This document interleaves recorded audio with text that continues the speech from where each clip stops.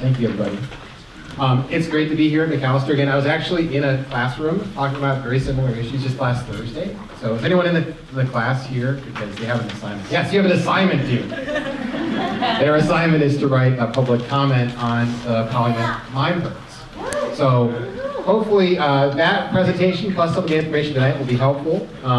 And it's a good place for me to start because the reason why their assignment is so timely and the reason why your presence here tonight is so timely is because the PolyMet permit to mine comment period is open until March 6th. So we have 8 days left before that public comment period on the largest state permit for the PolyMet mine proposal will close to public input.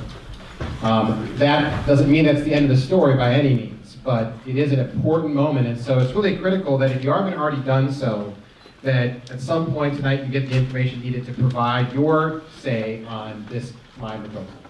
And I'll give you a couple of different options. The Sierra Club folks that are here will also give you some more options as well. So there are lots of opportunities to get engaged and get involved and have your say.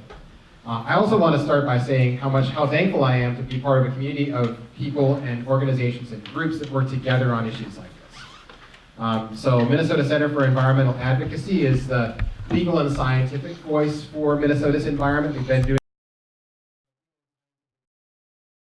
we're kind of the lawyers for the environment in Minnesota. We do a lot more than that, but ultimately we oftentimes play that role. And we also don't have the same capacity, for example, as the Sierra Club in terms of organizing and getting folks to come out to an event like this every time. Or our partners up in Duluth, which we'll talk about in a little bit, Duluth for Clean Water, which is a wonderful citizen-led organizing group up there. And so this community of people who care about conservation and water is strengthened by the fact that we work together on events like this. And so we're really thankful not only that you're here tonight, but also that we have a community of people and organizations that work together to highlight the risks that issues like this pose to our water, air, and our way of life. So thank you for being here tonight. I want to start with some basic information, and I know for some of you who've been following this for a long time, this may be remedial information. However, allow your attention to wander freely if that's true, and we'll move on to something that's more interesting in just a moment. And of course, technology is always what it is.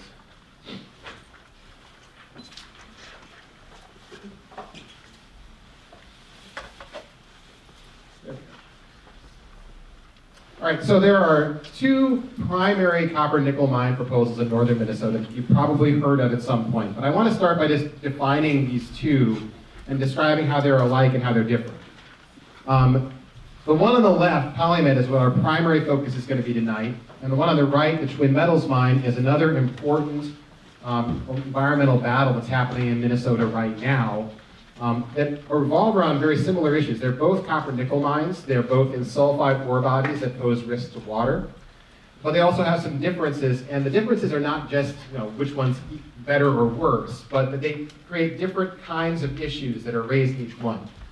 So the PolyMet mine is proposed near Babbitt and White Lakes, and Twin Metals mine near Ely. These are only about 20 miles apart when it comes to, as the crow flies, distances, but it makes a pretty big difference in terms of a number of issues related to where waste would go. The PolyMet mine is primarily situated in the Lake Superior watershed, but they're both right on the edge of the Laurentian Divide, which divides the flow of water north and south, either toward Lake Superior and out through the Great Lakes, or north toward Rainy River and then up toward Hudson Bay. The PolyMet mine is a proposed open pit mine. 3 open pits would be dug in a primarily wetland area that is currently part of the Superior National Forest, and they would propose to reuse an existing and idled taconite facility called the LTV Steel Plant, which is 8 miles away from that mine site, to process that ore if they were to receive a permit. PolyMet is leasing private mineral rights. They were originally owned by U.S. Steel. In fact, U.S. Steel drilled this site in the 1960s, trying to think about whether they could develop it as a copper nickel mine at that time.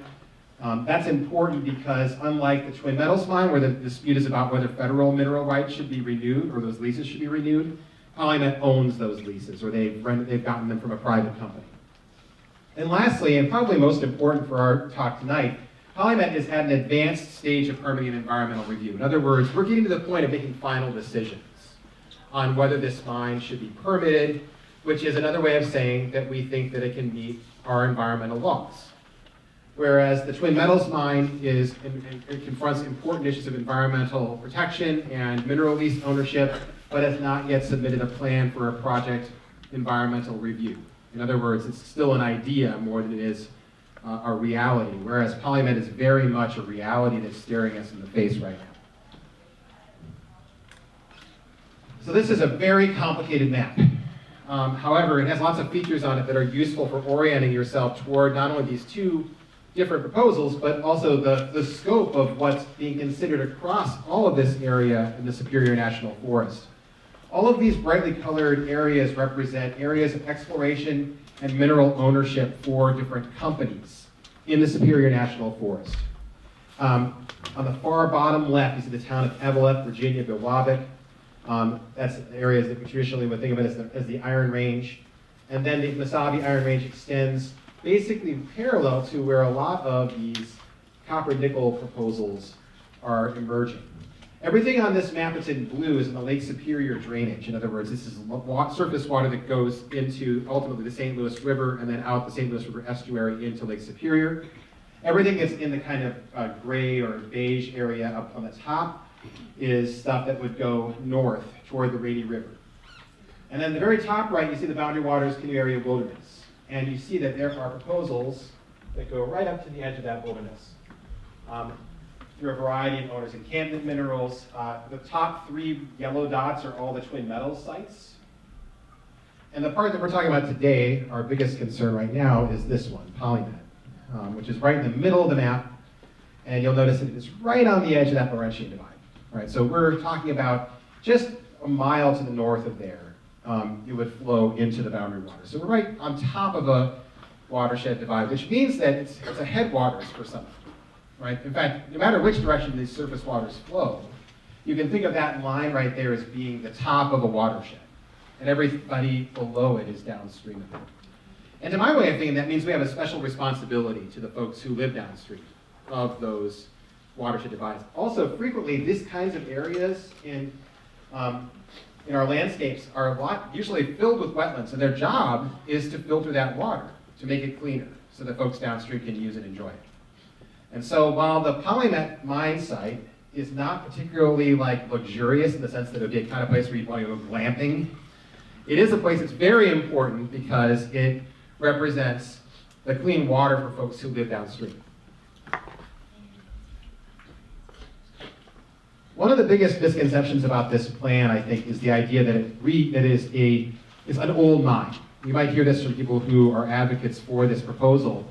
They'll tell you that this is just reusing an old mine, so what's the big deal? And that's true in part, but not true in another part. So on the left side is the plant site. And we'll talk about that in just a second. The plant site is that LTV steel facility. In 2001, that company went bankrupt. It had opened in the 1950s as the Erie Mine. It operated for about 50 years before it exhausted the taconite ore body that it was operating under. And one last thing to keep in mind is that at its peak, it employed 3,100 people. 3,100 people is a lot of people in this part of the woods. And the city of Hoyt Lakes was purpose-built to house workers from the Erie Mine. And so the PolyMet mine proposal would reuse that plan in part and would employ approximately 300 to 350 people at its peak. And so at its maximum employment, the PolyMet mine proposal would employ about 10% of the folks who lived on that site and worked there in 1971, which makes it a challenge when it comes to economic redevelopment. If the best you can do is replace 10% of the jobs that you've lost, it's difficult to build a sustainable and resilient economy. On the right side is the PolyMet mine site. And you can see it's about 4¼ miles by 1 mile in size. This area right now is undeveloped. It has a railroad going through the southern edge of it, but otherwise it's mostly wetlands, thousands of acres of wetlands. It's about a 6,700 acre site. Currently it is in a kind of legal limbo. A number of groups, including MCEA, have sued to try to block or at least to change the terms of the land exchange between the National Forest Service and the PolyMet company, which desires this land. They want to trade it for equal value of land elsewhere in the Superior National Forest. There are 4 lawsuits, that are currently in a kind of limbo because the Congress is considering a bill that would overturn all of those lawsuits and force the land exchange without judicial review. That bill's named H.R. 3115. It's sponsored by Representative Rick Nolan. And it is a bill that passed the House and is currently waiting for action in the Senate. And so we're working very hard to try to prevent that bill from passing, because we think it's important that the courts review the land exchange to make sure that public land users aren't shortchanged, and that the laws and the environmental laws in the United States are followed when it comes to these exchanges. But currently that is, the status of that land is that PolyMet wants it, the Forest Service has approved it, we've challenged it in court, and now we're waiting to hear whether or not the courts will hear our case, but also waiting to see if Congress will act to overturn that. Is that a 50-50 vote? So back to the plant site. This is part of the existing plant. This is the existing tailings basin at the LTV steel facility. I wanted to point this out for a couple of reasons. One is you can kind of see the design for how these dams are built. You see how this kind of stair-step pattern goes up? The way these work is they'll fill them with a very fine slurry. That stuff that's on top is mine waste. You take the ore you want, you grind it up very finely to the consistency of about talcum powder. And then you use a process called flotation to separate the metal, which floats to the top in a solution, from the rock you don't want, which becomes waste. That waste, when it's done, is piped out and pumped out, mixed with water, into this facility, this basin. And then as it fills up, you build the dam up step by step to get taller and taller and taller.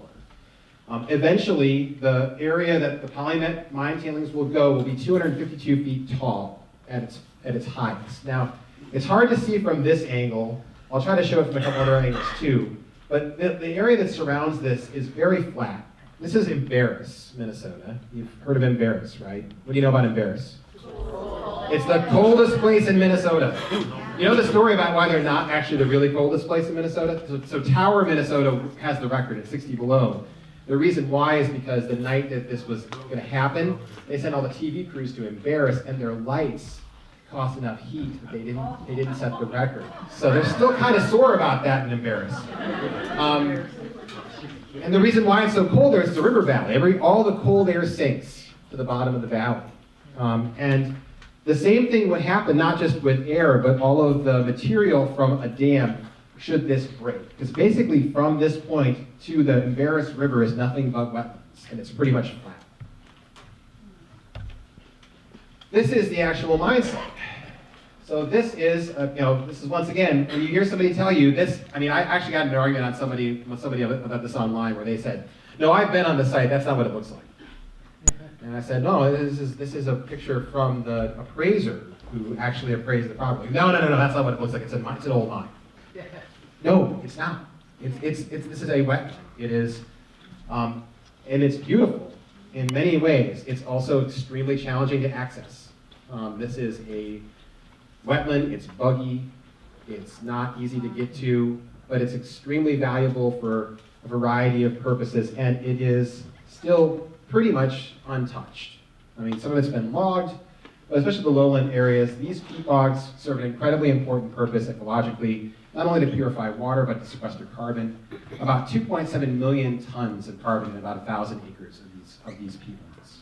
To give you some kind of scale for that, if you were to dig up 1,000 acres of peatlands, which is what they propose to do, it would release about 1 and 1.5% of Minnesota's annual CO2 emissions budget in one fell swoop. That's a pretty big chunk of CO2. And this photo, I think, does a great job of showing kind of what's on the site right now. So the thing that's really been animating our work at MCEA is concern about a catastrophic tailings dam failure. That's not the only problem with the PolyMet mine proposal, but it is the most present, and it's the most dramatic, and it's the one that actually we could probably do something about if they actually would try to solve this problem. PolyMet's desire to reuse an old facility and just pile their waste on top of the existing taconite tailings at the LTV facility is probably the most dangerous part of this proposal. And the reason why we've become so concerned about it, besides just the inherent risk of that, is that we know what happens when this goes wrong. All right, so in 2014, in August, the Mount Poly mine, which had been held up as an example of how to do things right, about how salmon fisheries and mining could coexist side by side, burst open its guts and spilled out billions of gallons of toxic mine waste. They estimate like 64,000 kilograms of arsenic was contained in the mine waste that is now lying at the bottom of a lake that used to be pristine. On the right here, you see the break in that dam, and that is where it all flowed out. And this, on the top right, is what used to be about a 3-meter wide creek, is now almost a kilometer wide and is all washed out. And this is where technology is not going to be my friend, is it? Well, here it is. So I want to show you really quickly what this looked like, because to really get a sense of it, you have to see it.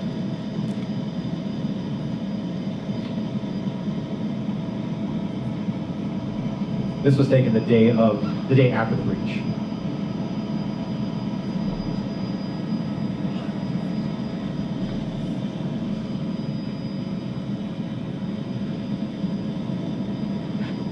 But as you see, it came out and then it turned right.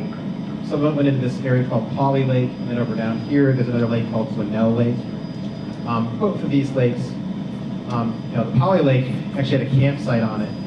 Apparently, there was a person whose their RV was flooded out in about 10 minutes. They didn't know what was happening. All of a sudden, mine waste comes rushing into their campsite. But as you can see, this just flooded downstream. And this is what happens when you mix mine waste with water. You give it an incredible amount of force and power, because that mine waste in water, the water is the vector for all of it. It spreads it as far as the eye can see, as far as it can go. And so the Mount Poly mine disaster has become really a cautionary tale for what can go wrong if we're not careful. And so one of the things that I think is really interesting is to hear from the people that were there. So just last week, MCEA and a number of other groups worked with organizers from Duluth for Clean Water to bring in a delegation from Amnesty International, who have been working with the indigenous communities in the area around the Mount Poly mine, as well as the local community, to try to get justice for the people whose lives have been disrupted and destroyed, in some cases, by the Mount Poly mine disaster. And their testimony is extremely powerful. I'd like to play just one. This is about a 3-minute clip. This is from the Duluth City Council last week. The one who's going to speak is named Tara Skur. Tara is an organizer from Amnesty International Canada based out of Vancouver. And she's been working with the local indigenous community as well as the other folks in likely British Columbia to try to get justice for the disaster. So let's hear what she has to say about it. Thank you. We'll have Tara Skur followed by Doug Watt. Thank you very much for giving us the chance to be here to speak with you today. As JT said, my name is Tara Skur. I am Amnesty International Canada's Business and Human Rights campaigner, and my job over the last 12 years has been to investigate the human rights impacts of Canadian mines overseas. And so the morning of August 4th, 2014, when we started getting calls about a major mining disaster in Canada, I started receiving notices from people all over the world in the Amnesty community saying, what has happened here? You need to investigate and figure out what's going on. I want to just say up front that Amnesty International does not take a position for or against a mining project. Our business is whether or not companies and regulators are respecting human rights. There's very clear guidance for governments in how to respect and protect and uphold human rights. And there's also very clear guidance now, it's widely accepted, that companies have a responsibility and investors have a responsibility to respect human rights in their operations. And so the issues that are up for discussion during you're in an important crossroads in your public consultation period around the PolyMet copper mine project. And so, I feel of two minds. On one hand, my experiences investigating mining disasters around the world give me some perspective and some kind of patterns that I could share with you, but also just as a citizen of British Columbia who was told to trust the regulatory process, to trust the companies, to have our best interests and the interests of the public good at heart, that the rights of Indigenous peoples would be protected, and that after the disaster, things would return back to the way they were. That didn't happen, and that's had a significant impact on residents of British Columbia. And so that's what I have been investigating. I think that for the purposes of local authorities, I'd like to share with you what we think is kind of some relevant experience in terms of how the human rights impacts of the Mount Poly mine disaster were downloaded onto communities, onto regulatory bodies, onto Indigenous peoples. And I was reminded today very powerfully that this is not a new issue for Indigenous peoples. Indigenous peoples have dealt with many of the same issues that we are looking at now for generations.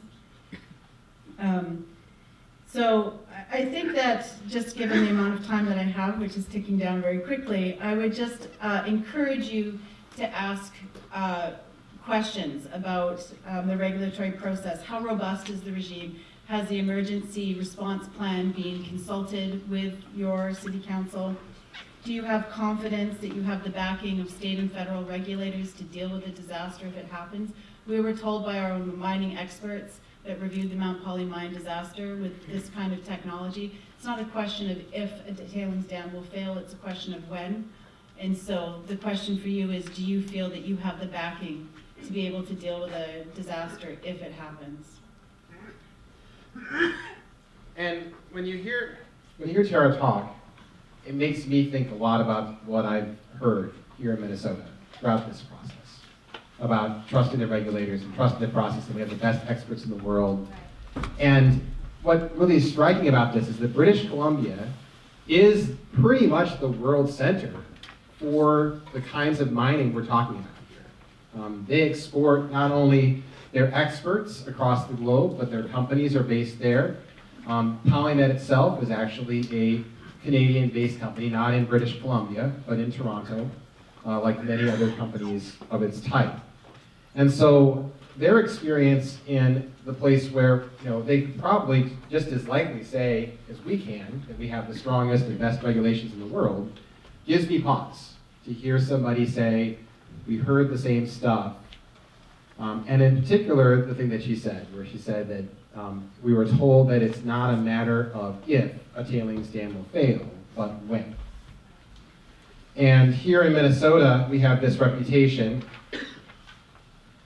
this belief, I should say, that we're better than average, right? We do this stuff better than everybody else. But what folks don't recognize is that at several points in just the last 5 years, we've had near-miss tailings disasters here in Minnesota.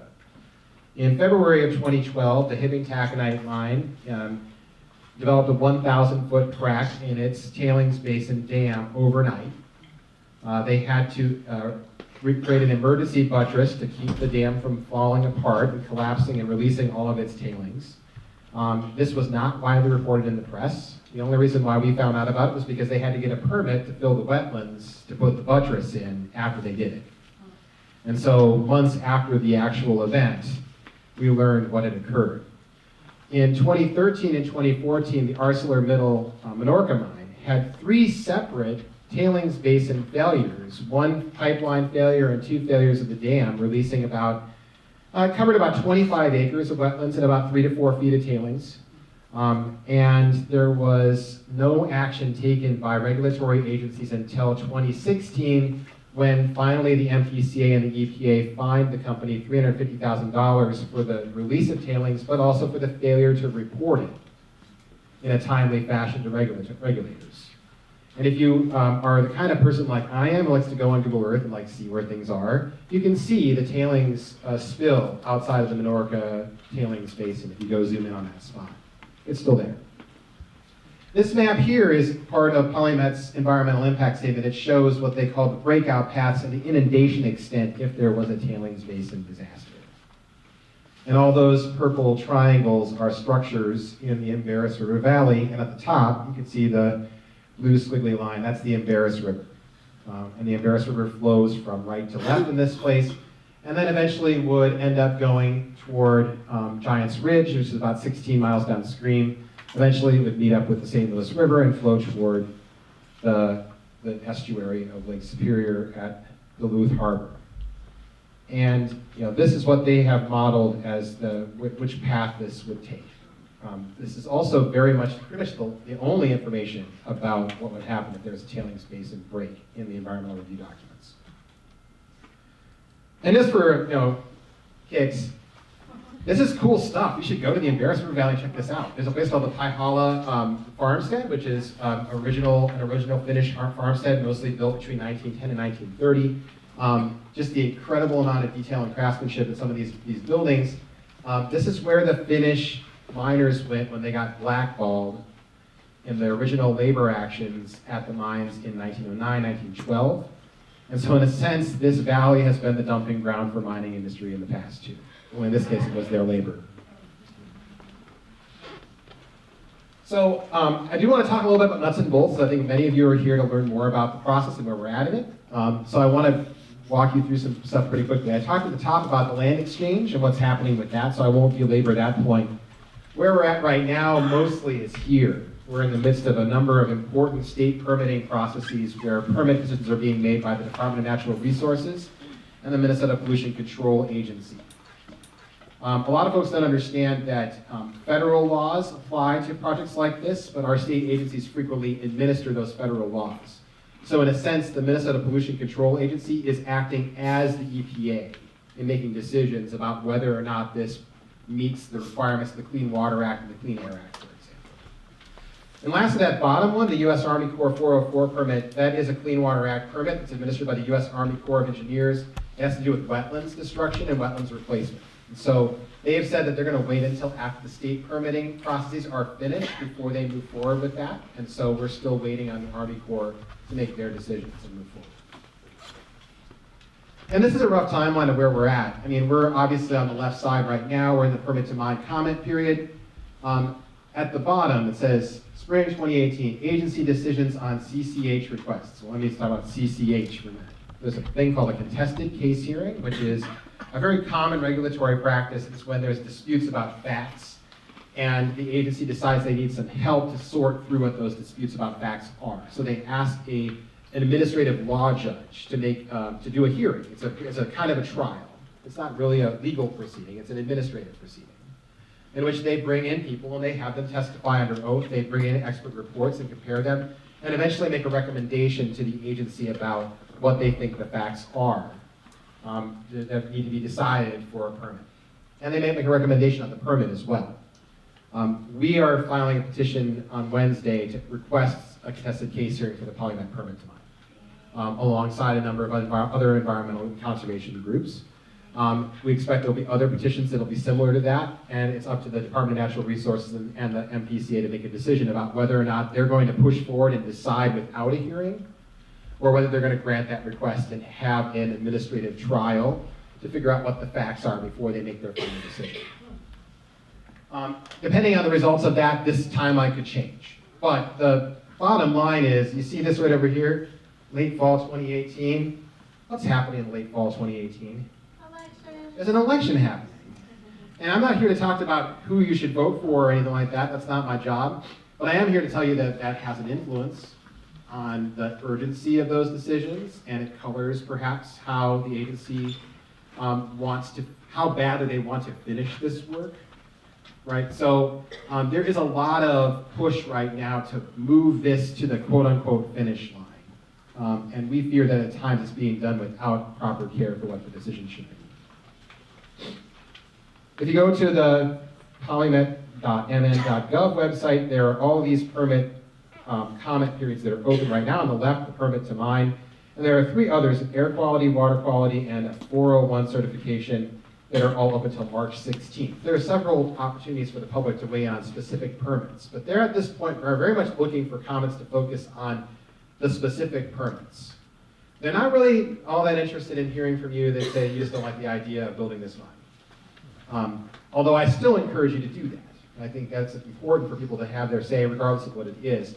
But they are much more focused on technical comments of the type that organizations with some capacity can create. So we're submitting 6 expert reports alongside of our comments from 6 different experts ranging from geochemistry to mine engineering to experts on barriers and liners so that we can try to speak with them in their own language.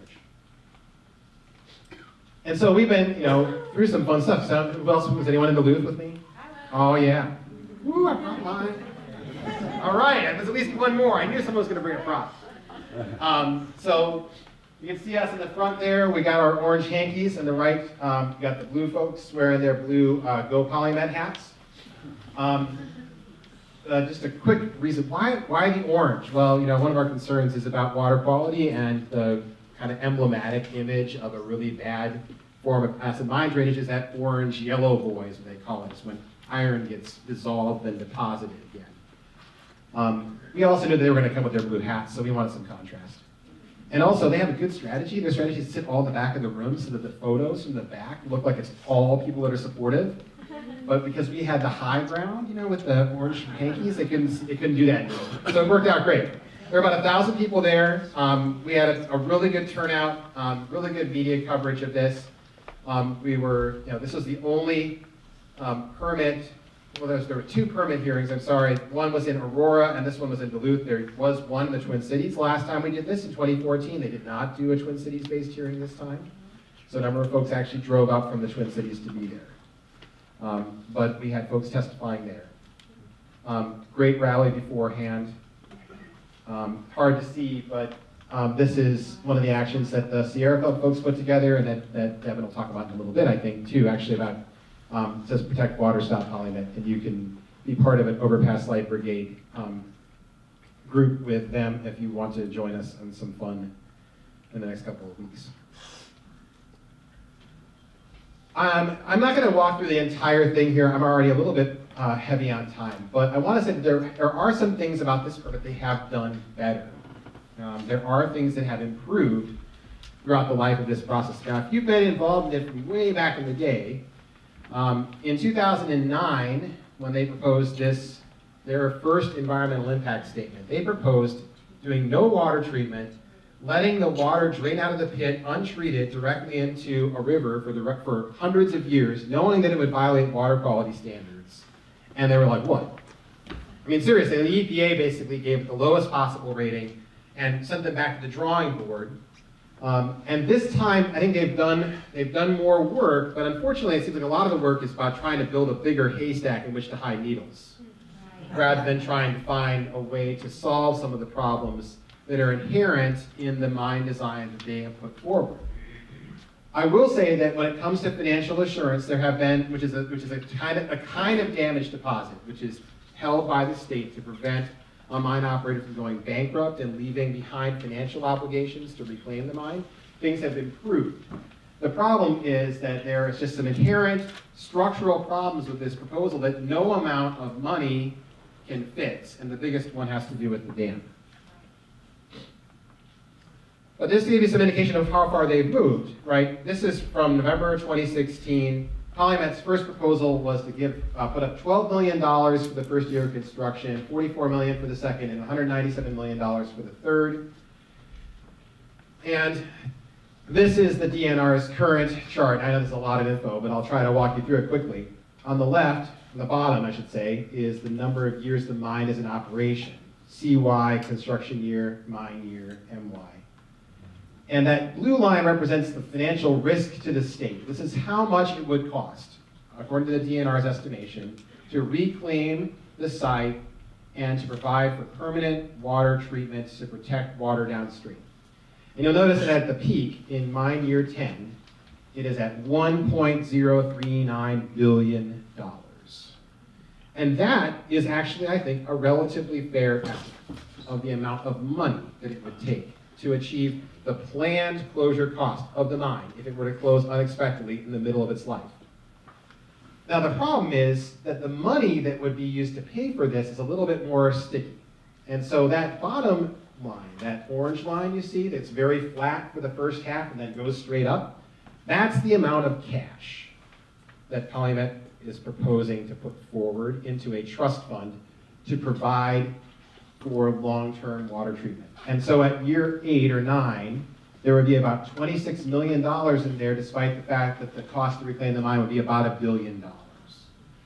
The rest of it would be provided by a combination of financial instruments called surety bonds or irrevocable letters of credit. And to save some time and some financial lingo, it's basically like somebody co-signing a loan for you, right? It's a bank or an insurance company agreeing to substitute their credit for yours.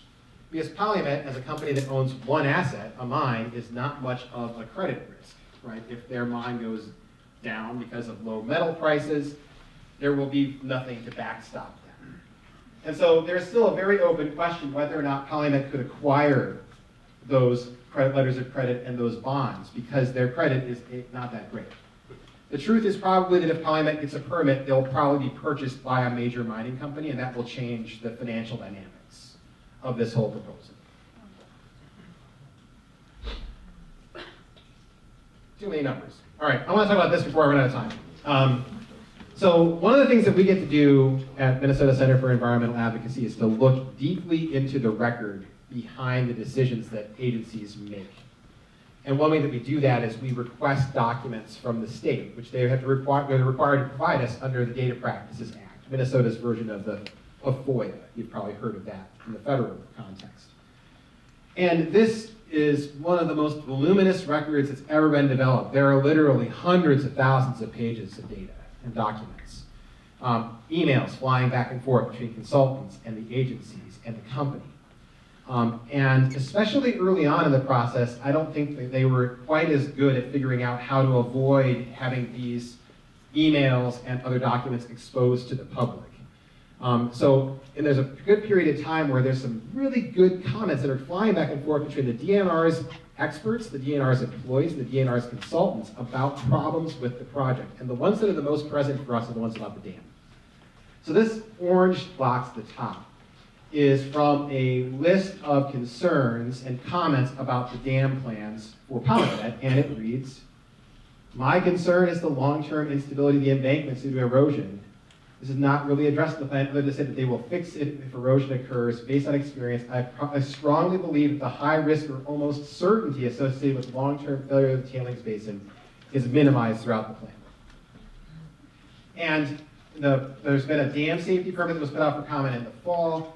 Their response for all of this was to just basically say, the permittee shall perpetually maintain the tailings basin. Well, there you go. Problem solved, right? So they recognize now that there is a problem. You've got hundreds of years after the mine closes, you still have all this waste that's hanging out behind this earthen dam. It has to be maintained perpetually. Their own experts say up to 900 years. So the PolyMet waste dam is kind of a perpetual structure that's built as a temporary structure. So this is an email from one of the DNR employees. Actually, this is the DNR's dam safety senior engineer. It's my understanding that the LTV tailings at depth are already in a semi-liquefied state. I remain concerned that if another 150 feet of tailings are added and then experience a major precipitation event, just last week's 14 inches in south central Minnesota, anyone remember that? That was a good rainstorm. It flooded Whitewater State Park. The floating will lead to liquefaction and an embankment failure, with the EPA requiring cleanup of any spilled tailings. The cost of PolyMet or the state of Minnesota would be in the tens of millions of dollars. Further complicating this issue is the use of upstream construction, which I don't think is a good method for a dam that's required to last for centuries. Thank you very much. And you know, that stair step you saw before, that's what upstream construction looks like, right? Every time you have to build a new rim around the dam, you just kind of move it back. That's what upstream construction is. And lastly, this is a memo from Spectrum Engineering, which is one of the primary engineering consultants for the DNR, as they were reviewing the DNR's dam plans. I am concerned about long-term climate change and how it will affect the water balance of the tailings facility because of erosion, most importantly. The proposed design is temporary and will fail unless it is perpetually maintained. I am surprised the Minnesota statutes allow a temporary impoundment structure to be permitted permanently. This wouldn't be allowed in other jurisdictions.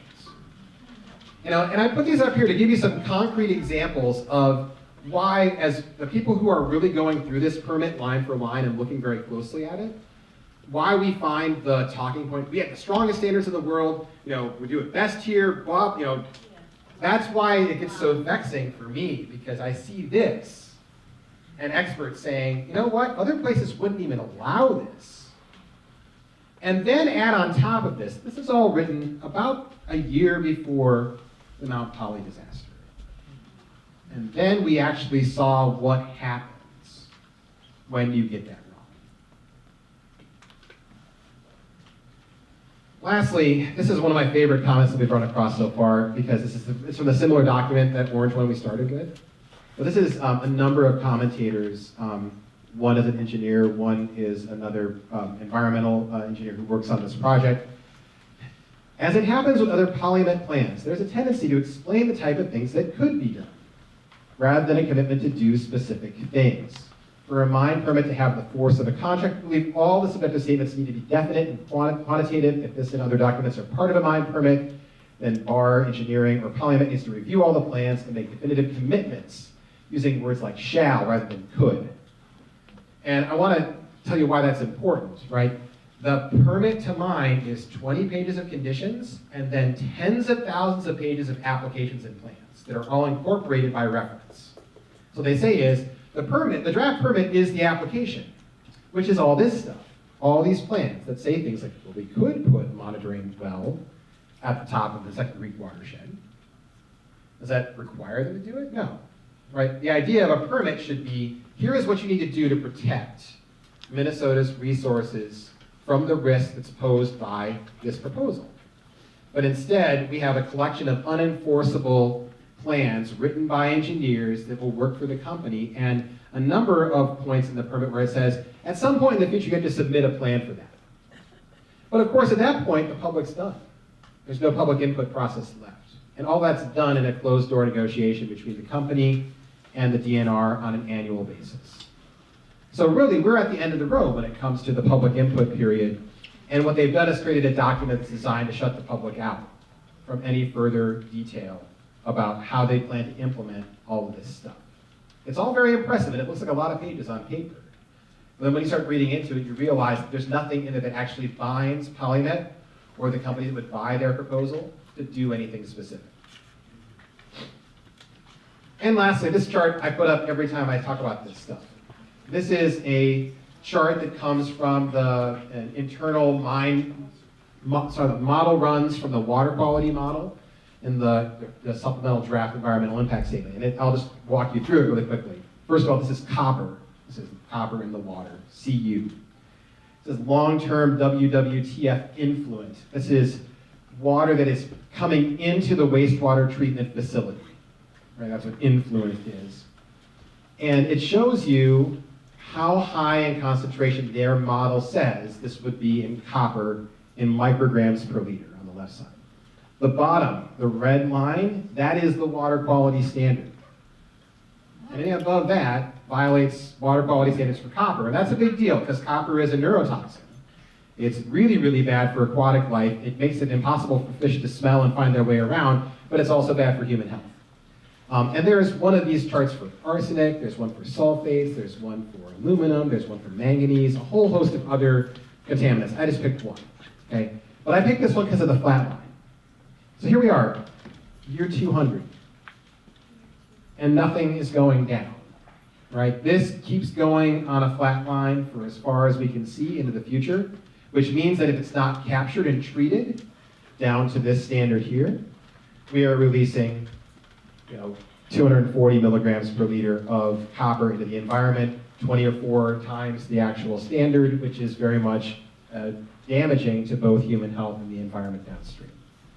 And the reason why that's not going down is because that's the kind of pollution we're talking about from a mine like this.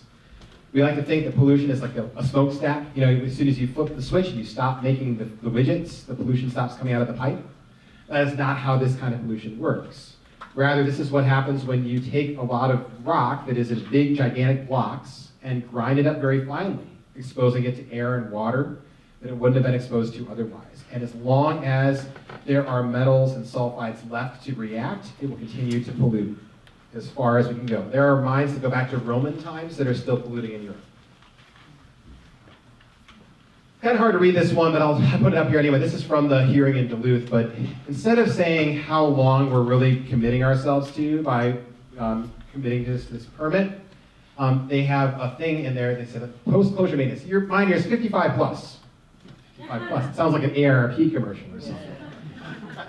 And it says continue wastewater treatment facility operation. But what that means is until, as far as the eye can see, until we're done, we have to continue operating this wastewater treatment plant to take polluted water, capture it, and turn it into clean enough water to release into the environment. So we got a lot of work to do. But I wanted to give you some insider stuff, right? Some information about what we're seeing as we look through the documents that underlie this decision, and to encourage you to take some time and effort today and in the next couple of weeks to really get involved and to raise your voice on this issue. This is a 100, 200, 500-year decision, and the people that it will affect are not born yet to tell us what they think about it. It means that our decisions that we're making amongst ourselves have an impact on generations that we haven't even conceived yet in our head. Okay, and that means that we have a unique responsibility right now to think about what that impact might be. We continue to work very hard at MCEA to make sure that if this mine is permitted, that it's done so with the highest standard. And particularly, I think we really want folks to understand that if this mine is built as proposed, it poses a very dangerous threat to the folks who live downstream.